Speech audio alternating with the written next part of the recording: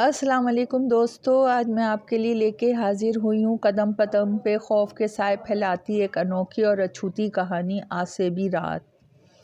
उसने कॉफ़ी का मग लबों से लगाया और फिर वहाँ पड़ी अजीब व गरीब पुतले देखने लगी। इस वक्त वो अपने हॉस्टल के रूम में थी। गरम गरम कॉफ़ी की मज़ेदार चुस्कियाँ लेते वो खिड़की के बाहर का मंजर देख रही थी। ये इस हॉस्टल के बैक साइड थी, जहाँ पर एक बहुत बड़ा चटियल मैदान था। इस जगह के बारे में हॉस्टल की सीनियर लड़कियों ने मशहूर कर रखा था कि वो जगह आसेबी है, क्योंकि वहाँ पर लोग तावीज़ गंडे करके फेंक जाया करते थे और बकौल उनके कई बार चलते फिरते सायों को भी देखा गया था। हॉस्टल की लड़कियाँ इस जगह के मौजू पे बात करते हुए भी जान जाती थी, लेकिन इसे जब भी मौका मिलता वो इसी ग्राउंड में झांकती, ना जाने क्यों कुछ ढूंढने की कोशिश करती थी। लड़कियां इसे हमेशा मना करती थी, मगर वो बाज ना आती और अपनी सरगर्मियों को जारी रखे हुए ही थी। इन्हीं दिनों इसका आखिरी सेमेस्टर चल रहा था और अगले कुछ महीनों में वो इस कॉलेज और हॉस्टल दोनों को अलविदा कहने वाली थी। इसके ग्रुप में 5 लड़कियां शामिल थी। पांचों की बहुत बनती थी, सबकी सब खुश मिजाज और शौक व चंचल थीं। महरू, तुम अभी तक यहाँ खड़ी हो, बाज नहीं आओगी? अपनी हरकतों से एक गुस्से से भरपूर आवाज़ पर वो चौंक के पीछे पलटी तो उर्वा माथे पे तेवरियाँ चढ़ाए कमर पे अपने दोनों हाथ टिकाए गुस्से से इसे देख रही थी। वो इसका अंदाज देख के लब दबा के मुस्कुरा पड़ी। क्या? उसने हाथ का इशारा करते हुए सवालिया अंदाज में पूछा। ज़्यादा दांत निकल रहे हैं तुम्हारे महरू? मुझे बस एक दफ़ा बता दो, कब सुधरोगी, कब आएगी तुम्हें अक्ल? कितनी दफ़ा तुम्हें समझाया है कि खुदारा वहाँ मत जाया करो। खुदा ना खास्ता कल कुछ उल्टा सीधा हो गया तो रोती रहोगी फिर सारी उम्र बैठकर।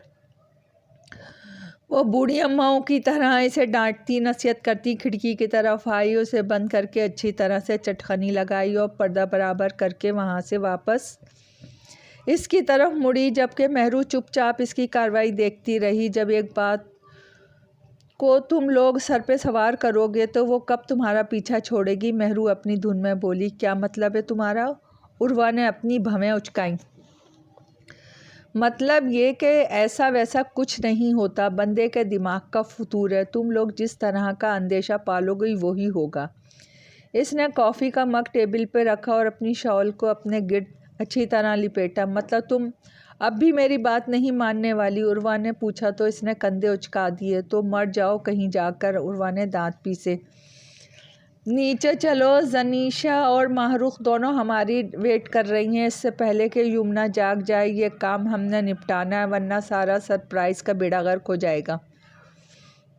यमुना उनके करीब ही अपने बेड पर गर्म लिहाफ में सारे गधे घोड़े बेच के सो रही थी। आज इसका बर्थडे था और वो चारों इसे सरप्राइज़ देना चाहती थी। आज वीकेंड था, चूँकि उन्हें काम करने की फुर्सत काफ़ी थी, इसलिए वो सब इंजॉय करना चाहती थी। चुनाचे उन्होंने क्लास की तमाम लड़कियों को भी साथ मिला लिया था। हाँ, मैं भी इंतज़ार कर रही थी तुम्हारा। चलो जहाँ जाना है। महरू इसका जी जलाने के लिए नाक भवें चढ़ा के बोली। इसके तेवर देख के उर्वा ने गुस्से से सर झटका और दिल ही दिल में मुस्कुराती हुई कॉफ़ी के बड़े बड़े घूंट लेने लगी। इसका कमरा अच्छा खासा बड़ा था, जिसमें 12 लड़कियां रिहाइश पजीर थी, इसलिए 2 लाइनों में 6-6 बेड बिछे हुए थे। दरमियान में गुजरने की थोड़ी सी जगह छोड़ दी गई थी। वो लोग जब शाम को वापस पहुंची तो यमुना माथे पे तेवरियाँ चढ़ाए इंक्वायरी के लिए खड़ी थी। न जाने किस तरह इसे समझा बुझा के असल बात छुपाई गई। इसी चक्कर में आधा घंटा मज़ीद सर्फ हो गया।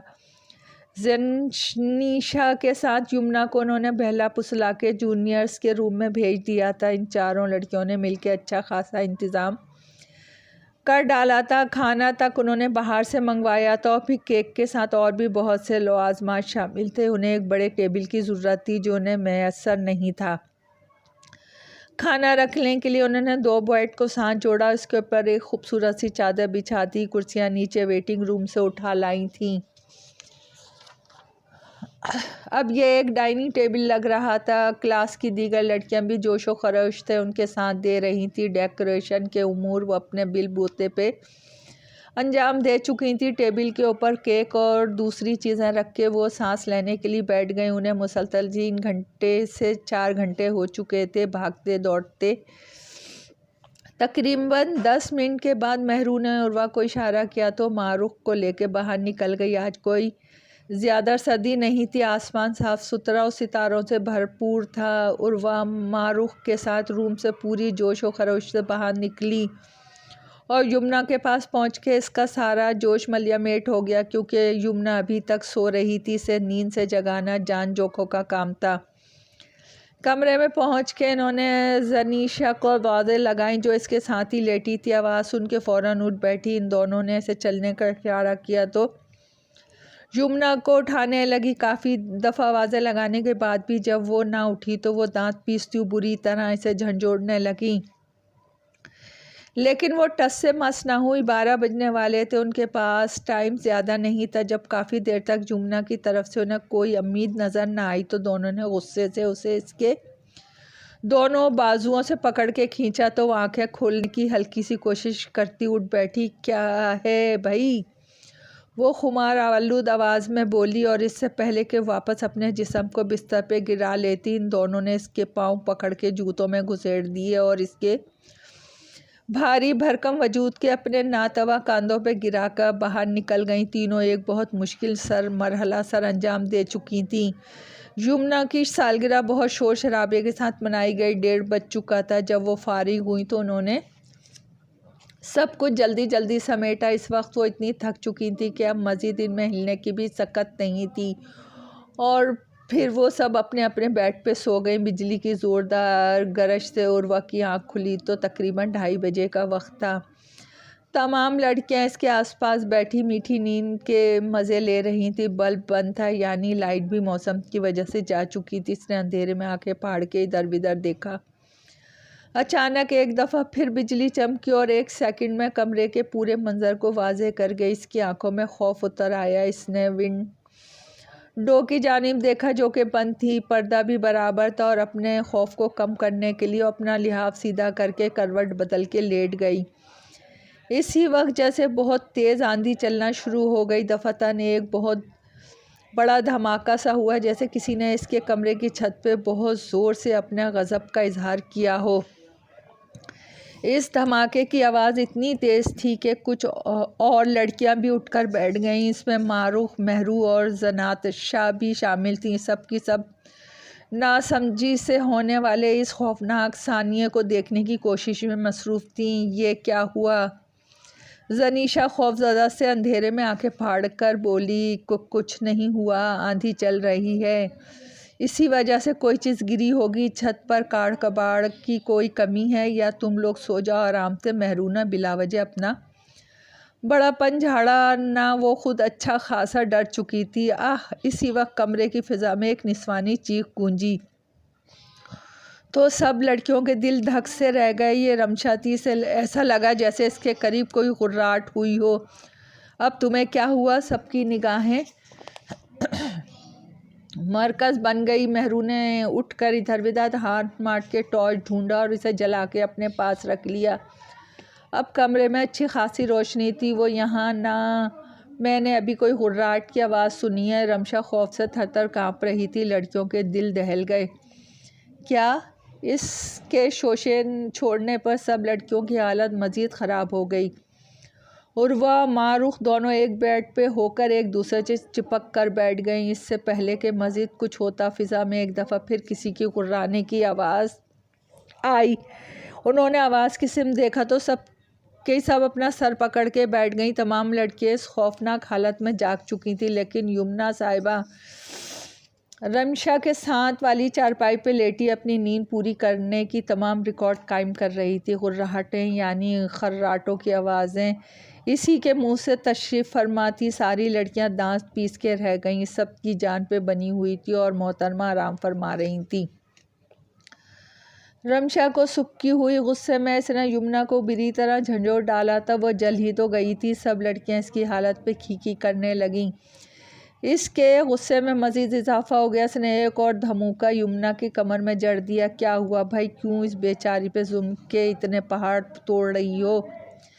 किस जुल्म का बदला ले रही हो? इससे मारूख ने शरारत से यमुना पर होने वाले जुल्म के ख़िलाफ़ एहतजाज शुरू किया। वो क्लस के रह गई, सबकी सब शायद भूल चुकी थी कि वो क्यों उठ के बैठी थी। इससे पहले कि फिर से उनकी नोक-झोंक शुरू हो जाती, एक बार फिर ज़ोर से बिजली चमकी और वो फिर सब कुछ भूल भाल के बुरी आत्माओं की तरह एक दूसरे से चिमट गईं। इसी वक्त बहुत तेज़ बारिश हो गई, ओले पड़ने लगे। बरसने वाले ओले शायद बहुत बड़े थे। इस कमरे की छत पे गिरने वाले ओले बहुत सी आवाज़ें पैदा कर रहे थे। खटपट की सबकी खौफज़दा नज़रें छत को घूर रही थी, जैसे कि वो अभी टूट कर इनके सरों पे आ गिरेगी। इसी वक्त मज़ीद बिजली चमकी और ओले गिरने की आवाज़ में और आवाज़ें भी शामिल हो गईं। ऐसा लग रहा था जैसे इनकी छत पे कोई बार बार चारपाइयाँ घसीट रहा हो। इसी वक्त टॉर्च की लोग दिए की तरह टिमटिमाई और बंद हो गई। महरू बौखला गई। वो इसे उठा के ऑन ऑफ करके जलाने की कोशिश करने लगी। अंधेरे में लड़कियां और भी डर गईं।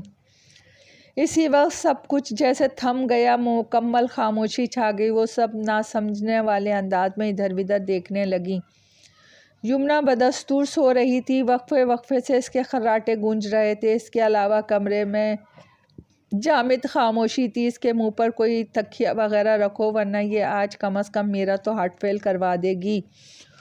उर्वा दबी दबी आवाज़ में चीखी। इसी लम्हे दर्दनाक हवा सबके पाँव तले से ज़मीन निकल गई।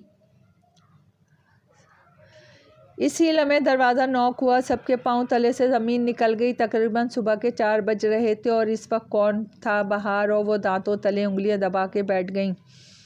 सब की सब अपनी जगह जम गई थीं। कौन? जब मुसलसल दस्तक की आवाज़ पे किसी ने कोई रद्द अमल ज़ाहिर ना किया तो महरी हुई को अपनी हिम्मत दिखानी पड़ी।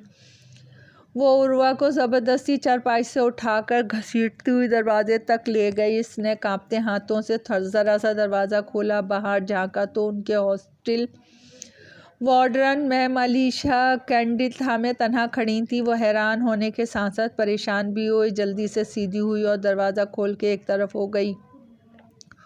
उन्हें देख के सब लड़कियों की जान में जान आई। वो सब खड़ी हुई उन्हें देखकर। मैम, आप इस वक्त सब खैरियत तो है ना? महरू एक ही सांस में उनसे कितने ही सवाल कर गए। ये तुम लोगों ने कमरे की क्या हालत बना रखी है? उनका चेहरा सपाट व बेतासुर था, आंखों में अजीब सी वीरानी। आवाज़ में उन्होंने काफ़ी तब्दीली महसूस की। क्या मतलब मैम? हमने आपसे इजाज़त ली थी ना?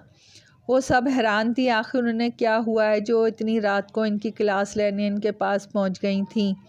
हाँ, दी थी इजाज़त, लेकिन इस शर्त पे कि सब कुछ सेट करके सोगी। लेकिन तुम लोग जिस तरह बेतरतीब बेड पर ही अपने भद्दे बेडोल सरापों लेके सो गई, इतना भी जानती हो वो जो सामने कोने में अलमारी लगी है, इसमें कुरान पाक मौजूद है और तुम्हारी इस बेतरतीबी से कुरान पाक की तरफ पाँव हो रहे हैं, बेअदबी हो रही है और कुछ कुरान के तकद्दुस का भी नहीं। तुम लोगों ने, वो ऊंची आवाज़ में बोलती हूँ, उन्हें खूब खरी खरी सुना चुकी थी। वह हैरत का बुत बनी उन्हें देख रही थी। मेरा मुंह तकना बंद करो और ये लो। उन्होंने कैंडल वाला हाथ आगे बढ़ाया तो सोचो में गुम महरून निसा ने चौंक कर वो कैंडल पकड़ ली। ये रखो और अभी के अभी सारा निज़ाम दुरुस्त करो, वरना मैं सुबह तुम लोगों की ठीक से क्लास लूँगी। वो उंगली उठा के उन्हें गुस्से से तंबी करती मुड़ गई। तेज़ तेज़ कदमों से वो चलती हुई तवील राहदरी उबूर करती अंधेरे में गायब हो गई। वो किसी गैर मरई नुक्ते पे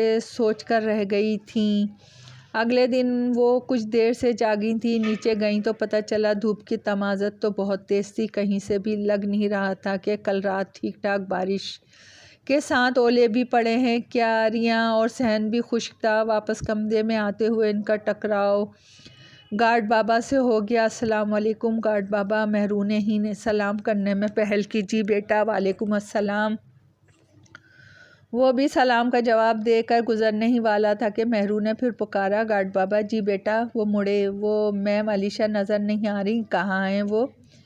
बेटा जी, वो तो कल शाम ही को अपने गांव चली गई थी। गार्ड बाबा ने इन सब की समात पर धमाका किया। नहीं गार्ड बाबा, वो तो आज सुबह ही हमारे रूम में आई थी। बारिश की वजह से कल रात लाइट चली गई थी ना, इसलिए वो हमें कैंडल दे के गई थी। उर्वा ने तफसील से बताया तो बाकी सब ने भी इसकी हाँ में हाँ मिलाई। बारिश? कल रात तो क्या पिछले महीने से यहाँ कोई बारिश नहीं हुई बेटा जी, और मैडम अलीशा के वालिद साहब को हार्ट अटैक हुआ था, इसीलिए वो कल रात इमरजेंसी में छुट्टी लेके निकली थी। गार्ड बाबा ने भी जवाबन तफसील से उन्हें बताया। बारिश नहीं हुई। अब तो वो मज़ीद हैरतज़दा रह गई। यमुना तो हर बात से लाइल्म थी। उर्वा, तुम लोग कमरे में जाओ, मैंने इनसे अकेले में कुछ बात करनी है। मैं कमरे ही मैं आ रही हूँ बात करके। इससे पहले कि वो उर्वा मज़ीद कोई बात करती, मेहरू बीच में बोल पड़ी और वो ना चाहते हुए भी इन तीनों को लेके आगे चल दी। गार्ड बाबा, सही से जवाब दीजिएगा प्लीज़, आप यहाँ काफ़ी पुराने हैं, शायद आपको कुछ पता हो। इसकी बात ख़त्म करने से पहले ही बोल पड़ा, मैं जानता हूँ तुम क्या बात करना चाहती हो। गार्ड बाबा ने राजदाराना अंदाज में कहा। क्या वाकई? इसके लहजे में हैरत थी। शायद तुम लोग जानना चाहते हो कि तुम्हारे आने से पहले इस हॉस्टल के कमरे में 2 लड़कियां हिफ्ज़ करती थीं। कॉलेज वालों ने बाकायदा मौलिम भी रखवाई थी उनके लिए। गार्ड बाबा ने बात शुरू की तो वो हैरत का शिकार हुई, लेकिन वो बीच में ना बोली। वहाँ एक बच्ची सारा थी, वो सिर्फ यहाँ हाफिज़ बनने ही आई थी। बकौल इसकी माँ बाप दोनों ने आखिरी सांस लेते हुए इसे कुरान पाक थमा के वादा लिया था कि वो हाफिज़ा बनेगी। इसने वादा किया और इनके मरने के बाद वो इस इमारत में हिफ्ज़ करने पहुँच गई और सारा दिन कुरान पाक को पढ़ने में ही मसरूफ़ रहती। इस पर सिर्फ एक बात का जुनून सवार था कि इसे हिफ्ज़ करना। एक दिन वो अपनी क्लास में कुछ लड़कियों के साथ कुरान पाक पढ़ रही थी कि इसके साथ बैठी एक घमंडी लड़की से इसके कुरान पाक पर नीली स्याही के कुछ कतरे गिर गए। साफ शफाफ सफ़ा पर बदनुमा आ गए। इस लड़की जिसका नाम सारा था, इससे ये भी बिल्कुल बर्दाश्त ना हुआ तो इसने फ़ौरन रद्दो अमल ज़ाहिर किया और एक ज़ोरदार तमाचा इस घमंडी लड़की के मुंह पे जड़ दिया। इस लड़की का भी पारा हाई हो गया। शाम के वक्त सारा अपने कमरे के साथ रेलिंग थामे खड़ी अपनी माँ बाप को याद करने में मगन थी कि वो लड़की आई। उसने सारा को जोरदार धक्का दे के वहाँ से गिरा दिया। वो सर के बल ज़मीन से टकराई, उसका सर फट गया। इसने वहीं तड़प के अपनी जान दे दी। लेकिन चंद दिनों बाद सारा की रूह ने इस लड़की को भी नहीं छोड़ा। इसे इसका सांस रोक कर मार डाला। तुमसे पहले भी कई बार इस कमरे की लड़कियां इसी वजह से इसके गज़ब का शिकार हुई और कल रात तुम लोग भी। मैंने अपनी इन गुनाहगार आंखों से कल रात आसमान से पत्थर बरसते देखे हैं। गार्ड बाबा ने सैन में पड़े पत्थरों की तरफ इशारा किया। तो इसका मतलब वो कल हमें वार्न करने आई थी, मेहरू ने अंदाज़ा लगाया। मेरा भी यही ख्याल है। गार्ड बाबा अपनी पूरी बात कह के वहाँ से निकल गया और वो वहीं खड़ी रह गई। इसी वक्त इसके जहन में एक ख्याल कूंदा सा लपका तो वो 2 सीढ़ियाँ फलांग के कमरे में पहुंची और कल रात वाली कैंडल ढूंढने लगी, लेकिन वहाँ मौजूद होती तो मिलती। इसने हर जगह ढूंढी, ना पाकर वो परेशान होकर बैठ गई। इसी वक्त इसकी नज़र सामने साए पे पड़ी। जिसने गौर से देखा तो वो एक लड़की की धुंधली सी छवि इसे दिखाई दी। हिजाब के हाले में पुरनूर चेहरा इसका और वो इसकी तरफ देखकर मुस्कुरा रही थी। इसी वक्त इसकी आंखों के सामने अंधेरा छा गया और वो लहरा के फर्श पे ज़मींबोस होके गिरते वक्त इसने अपने वजूद पे कई चेहरे झुकते हुए महसूस किए। दोस्तों, कहानी पसंद आई हो तो लाइक और सब्सक्राइब कीजिए। आपकी दुआओं की तलबगार।